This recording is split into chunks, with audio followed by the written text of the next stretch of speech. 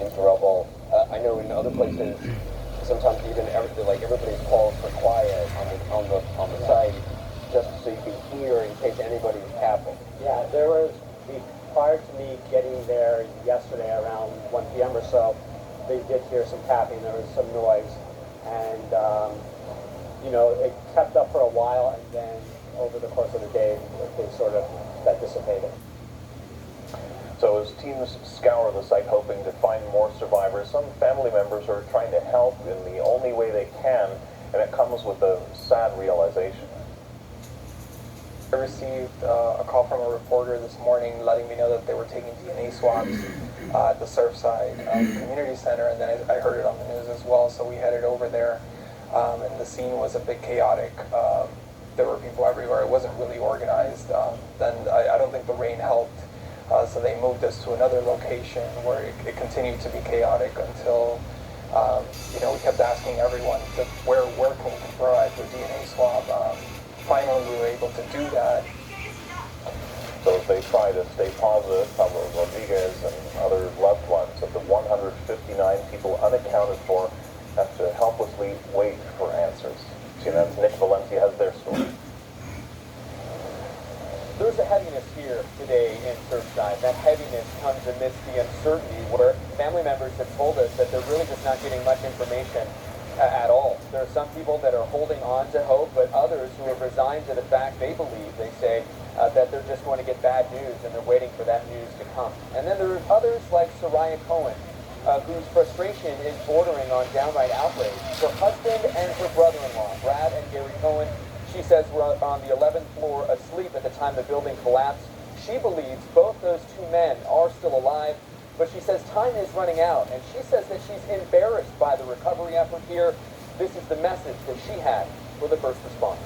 You shouldn't be allocating your resources. You need to call in other teams to help you, and you need to do this immediately, because every minute that goes by could be another life. And it's not just the life of the person. My children are going to be orphans. Soraya said her 12-year-old woke up in the morning unable to have breakfast because she couldn't stand to think that her dad was perhaps still alive, buried under the rubble, and not being able to get help.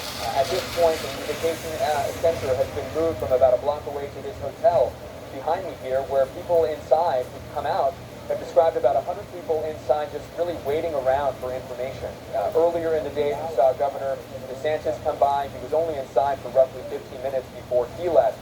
Some are being proactive, opting to get some mouth swabs in the case that they need DNA to identify bodies pulled from the rubble. Nick Valencia, CNN, Surfside, Florida. Now, of course, many people are wondering how this tragedy happened and if it could have been prevented.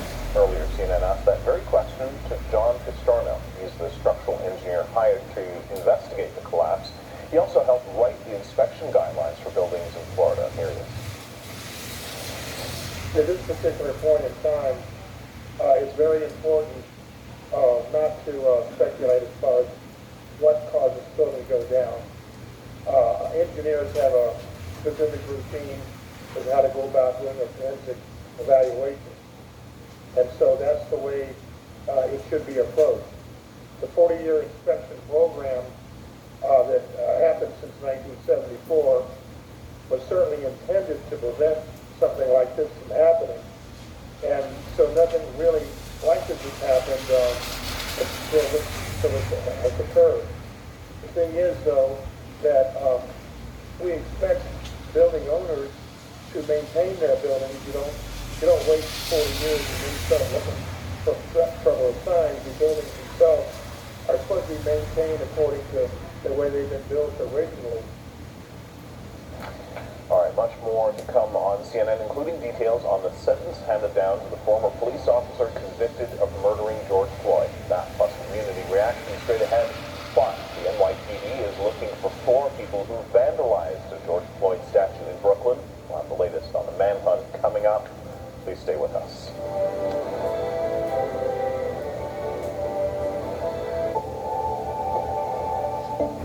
COVID has changed a lot of things, but I think one way it's accelerated the need for all of us to be able to do things more in a digital world.